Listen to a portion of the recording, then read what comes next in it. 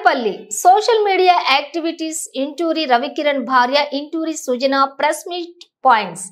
నా భర్తపై ఇప్పటి వరకు 15 కేసులు పెట్టారు, ఇంకా పెడుతూనే ఉన్నారు. అసలు ఆయన చేసిన తప్పేమిటి?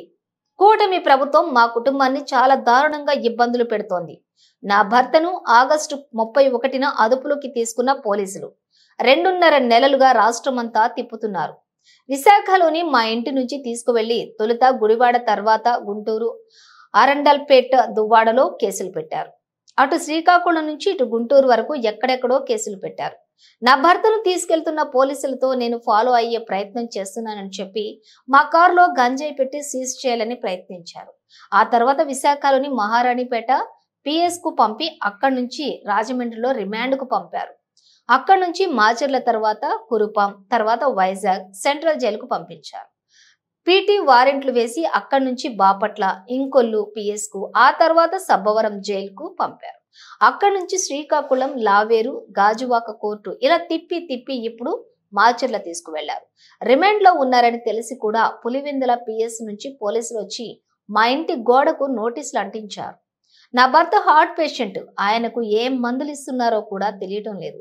ఏ జైల్లో ఉన్నాడో తెలుసుకుని అక్కడికి వెళ్తే అక్కడ కలవనీయకుండా పీటీ వారెంట్ల పేరుతో ఇంకో చోటుకు తరలిస్తున్నారు. మా లాయర్లకు కూడా పూర్తి సమాచారం ఇవ్వటం లేదు. ఆయనను ఒకే చోట అస్సలు ఉంచకుండా దాదాపు అన్ని జిల్లాల్లోని పోలీస్ స్టేషన్లు, జైళ్లు తిప్పుతున్నారు.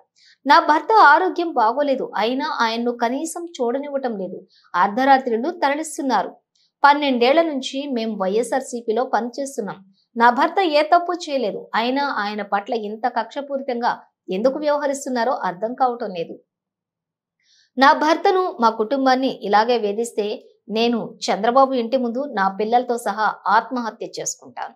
పిఎస్ నుంచి పోలీసులు 2 జీపుల్లో వచ్చి మా ఇంటికి వచ్చి ఇంటి దగ్గర కొంచెం హడావుడి చేసి ఇంటి దగ్గర నోటీసులు అంటించి వెళ్ళారండి. ఇంటి దగ్గర నోటీసులు అంటించి వెళ్ళారు. ఈయనకి మెడిసిన్ సరిగ్గా ఇస్తున్నారో లేదు తెలీదు. మళ్ళీ ఇతను కొంచెం హార్ట్ పేషెంట్ అండి. జైలు ఎంట్రీ కానీ మనం చేసుకుంటుంటే అక్కడ పీటీ వారెంట్లను పెట్టి అతను ఎక్కడుంటున్నాడో తెలియకుండా, మాతో కలవనీయకుండా, మాతో మాట్లాడనీయకుండా చేస్తున్నారండి. ఒక్కరోజు కూడా అట్లా అతన్ని జైల్లో ఉంచలేదు. ఇలా పీటీ వారెంట్లు వేసి మొత్తం రాష్ట్రం అంతా తిప్పుతున్నారు. 12 సంవత్సరాల నుంచి మేము ఈ పార్టీలో వర్క్ చేస్తున్నాము. చేయటం వల్ల ఇది తప్పని నేను అనుకోవట్లేదు. ఇంత కక్షపూరితంగా ఎందుకు చేస్తున్నారు ఈ కూటమి ప్రభుత్వం నాకు అర్థం కావట్లేదు. నా పిల్లలు నేను ఇదే విధంగా చేస్తే, నా భర్తను కలవనీయకుండా మమ్మల్ని ఇదే విధంగా చేస్తే నీ చంద్రబాబు ఇంటి ముందుకు వచ్చి నా పిల్లలు నేను సూసైడ్ చేసుకోవాల్సి వస్తుందండి.